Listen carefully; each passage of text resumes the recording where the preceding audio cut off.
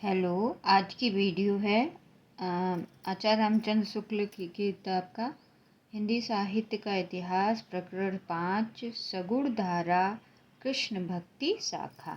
सगुण धारा में कौन होता है? कृष्ण भक्ति शाखा के बारे में पढ़ेंगे और प्रकरण 5 है। तो कृष्ण भक्ति जहाँ होती कौन सी धारा है? सगुण धारा। कृष्ण भक्ति सगुण धारा।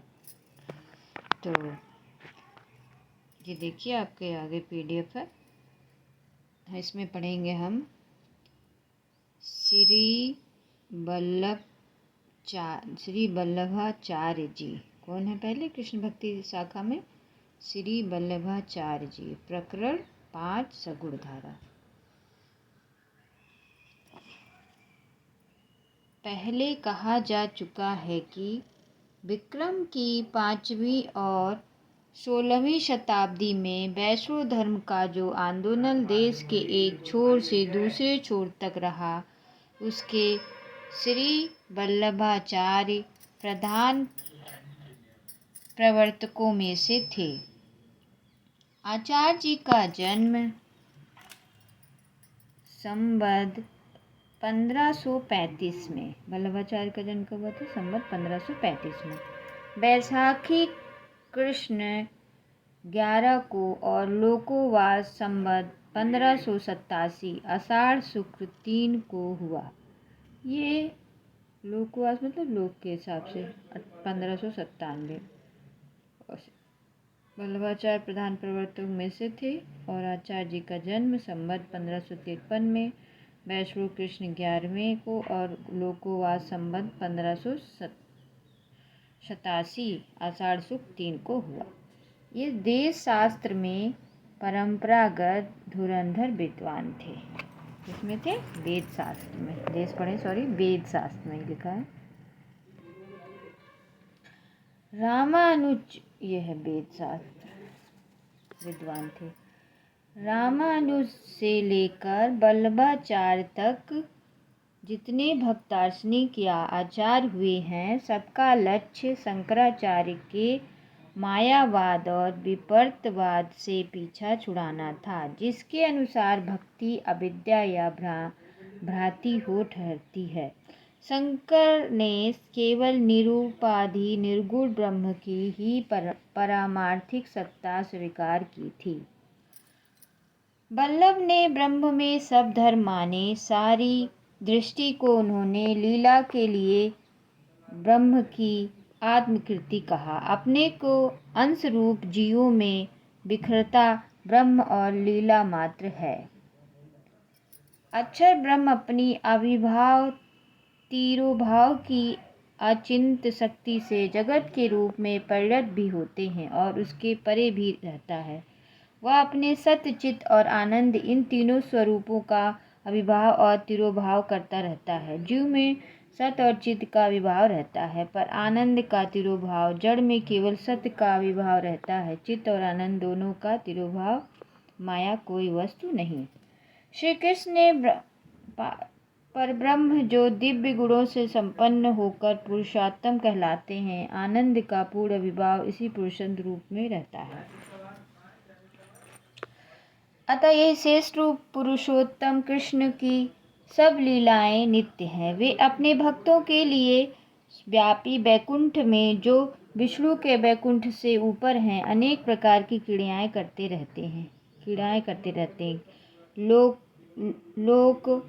लोको इसी व्यापी वैकुंठ का एक खंड है, जिसने नित्य रूप से यमुना, वृंदावन, निकुंज इत्यादि सब कुछ भगवान की इस नित्य लीला सृष्टि में प्रवेश कराना ही जीव की सबसे उत्तम गति है। शंकर ने निगुण को ही ब्रह्म का परमार्थी या असली रूप कहा था और सगुण को व्यवहारिक या माइक।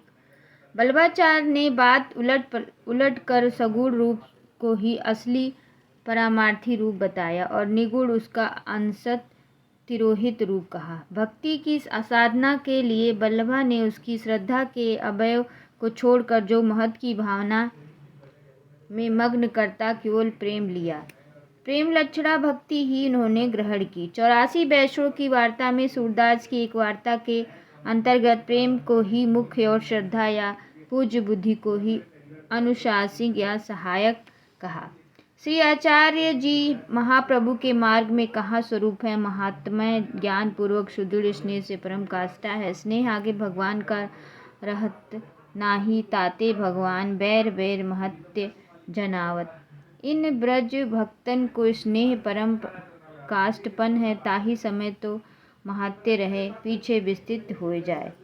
प्रेम साधना में वल्लभ ने लोक मर्यादा और वेद मर्यादा दोनों का त्याग विशेष ठहराया। इस प्रेम लक्षणा भक्ति की ओर जीव की प्रवृत्ति तभी होती है जब भगवान का अनुग्रह होता है, जिसे पोषण या पुष्टि कहते हैं। इसी ने वल्लभाचार्य जी ने अपने मार्ग का नाम पुष्टि मार्ग रखा। उन्होंने जीव 3 प्रकार के माने। किसने? वल्लभाचार्य ने। पुष्टि जीव को भगवान के अनुग्रह का ही भरोसा रखते हैं और नित्य लीलाएं प्रवेश पाते हैं। मर्यादा जीव जो वेद के विधि का अनुसरण करते हैं और स्वर्ग और लोक प्राप्त करते हैं। और प्रभाव जीव जो संसार को प्रभाव में पड़े सांसारिक सुखों की प्राप्ति में ही लगे रहते हैं। कृष्ण सय नामक एक प्रकरण ग्रंथ में वल्लभाचार्य ने अपने समय को अत्यंत विपरीत दशा का वर्णन किया, जिसमें उन्होंने वेद मार्ग का मर्यादा मार्ग अनुसरण अत्यंत कठिन दिखाई पड़ी। देश के मुसलमानी साम्राज्य अच्छी तरह दृढ़ हो चुके थे। हिंदुओं का एकमात्र स्वतंत्र और प्रभावशाली राज्य दक्षिण का विजयनगर राज्य रह गया था। वह बहंती सुल्तानों के पड़ोस में रहने के कारण उनके दिन भी गिने हुए दिखाई पड़ते थे।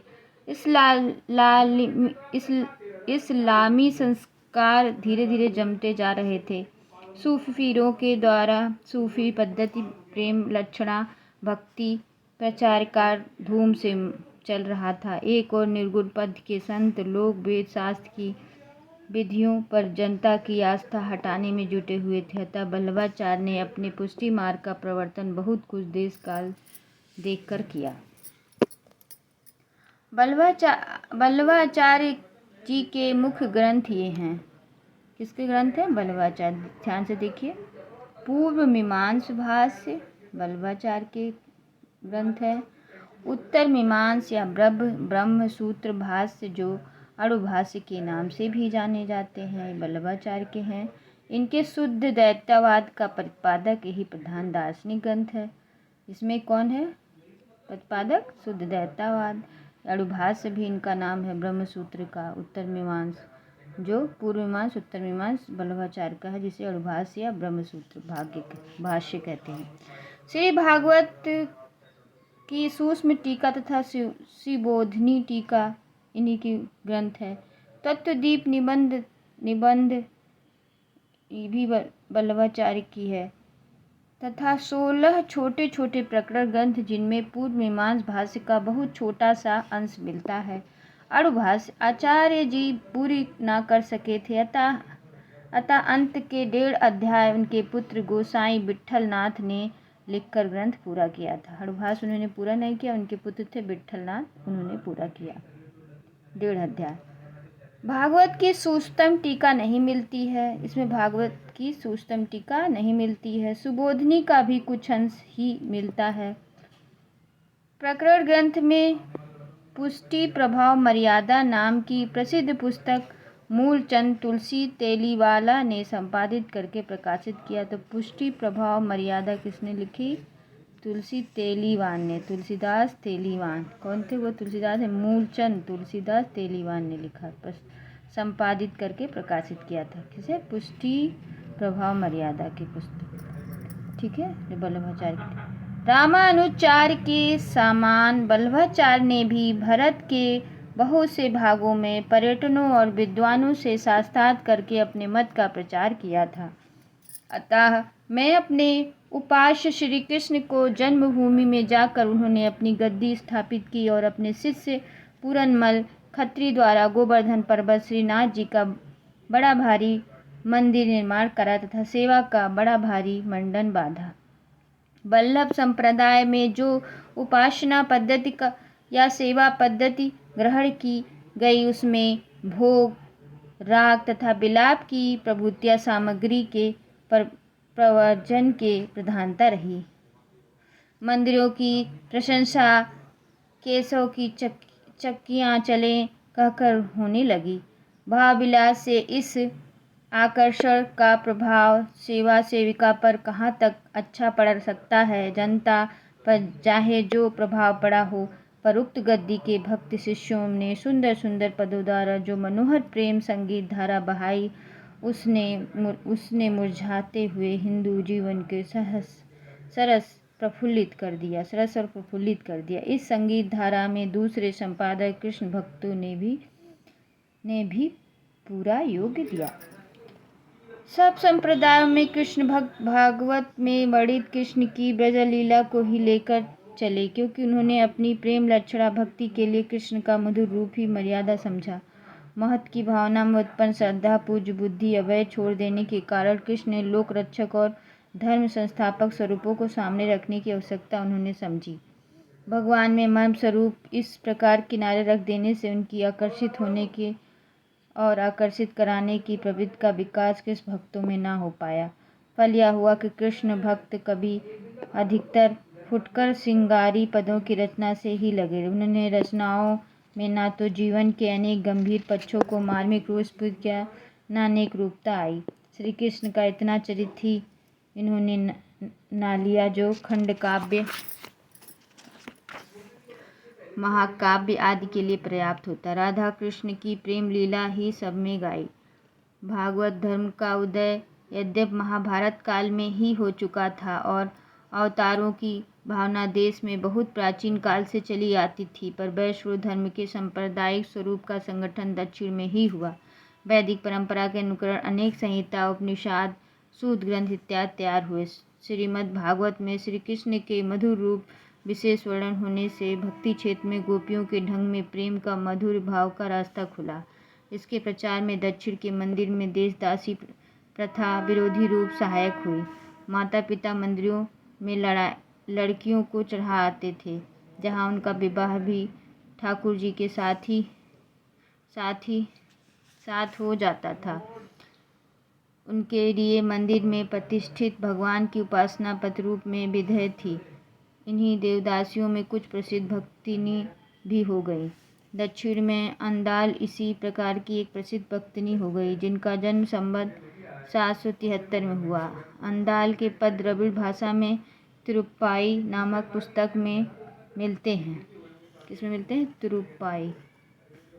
अंदाल एक स्थल पर कहती हैं कि अब मैं पूर्ण यौवन में प्राप्त हूँ और स्वामी कृष्ण के अतिरिक्त और किसी को अपना पति नहीं बना सकती। इस भाव की उपासना यदि कुछ दिन चले तो इसमें गुहा और रहस्य प्रवृत्ति हो ही जाएगी। रहस्यवादी सूफियों का उल्लेख ऊपर हो चुका है, जिनकी उपासना भी मधुर भाव का ही था। मुसलमानी जमने में इन सूफियों का प्रभाव देश की भक्ति भावना के स्वरूप पर बहुत कुछ पड़ा। माधुर्य भाव की प्रोत्साहना मिला। माधुर्य भाव का जो उपासना चली आ रही है, उसमें सूफियों के प्रभाव से अभ्यंतर मिलन, मूर्छा, उन्माद आदि के भी रहस्यमयी योजना मीराबाई, चैतन्य महापुरुष दोनों पर सूफियों का प्रभाव पाया जाता है। ये है पाया जाता है, देखिए पाया जाता है। तो नमस्ते, अगले दिन